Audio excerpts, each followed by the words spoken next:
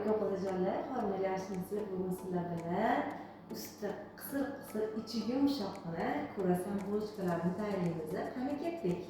Mana ishlarini ham ko'rishingiz mumkin. Qizijonlar, kerakli masalalarni aytib o'tib ketaman. 700 ml da iliqqina sut, 3 osh qoshiqda shakar, 1 osh qoshiq dro'ja, 1 choy qoshiq vanilin, 1 choy qoshiq tuz kerak bo'ladi.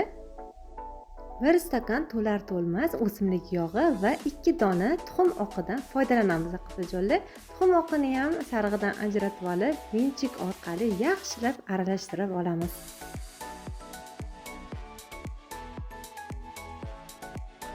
Olti 700 gram yaxshi oliy navli elangan undan solamiz va qo'lga yopishar yumshoqqina xamir qoramiz.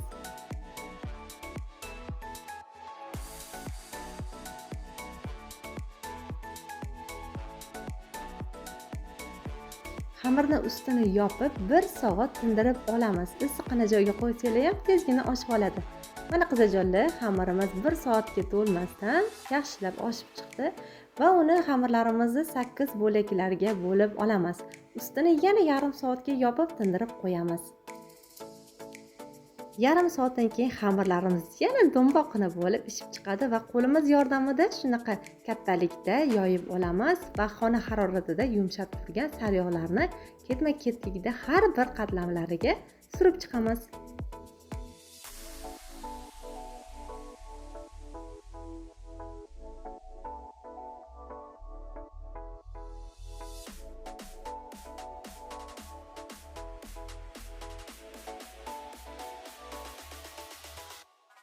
Sariyog'ni surib bo'lgach, ustini yana paket bilan yarim soatga tindirib qo'yamiz. Xamirlarimiz yarim soat davomida yana tinib, yana yumshoqqina ishib chiqadi qo'limiz yordamida yoki uxrovjoy yordamida yoyib olsak ham bo'ladi qizijonlar. Kattagina qilib xamirlarimizni yoyib olganimizdan keyin pichoqda kesib olamiz. Videoda ko'rsatilgandek qilib kesib, bulочкаlarimizni ketma-ketlikda tugib olamiz.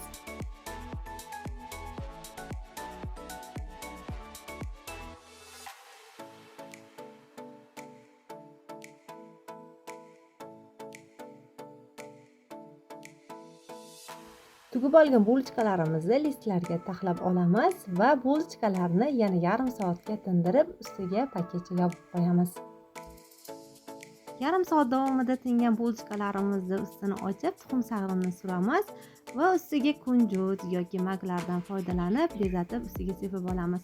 Va qizib turgan duxovkamizda 180-190 gradusda 30-35 davomida pishirib olamiz.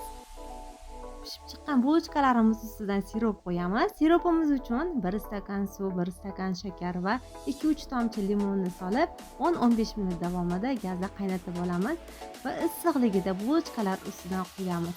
Va qarabsizki, shunaqangi chiroyli purasalarimiz pishdi.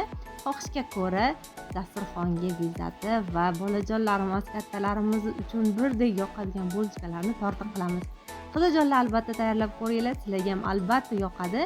Sotuvga ham bemalol chiqarishingiz mumkin.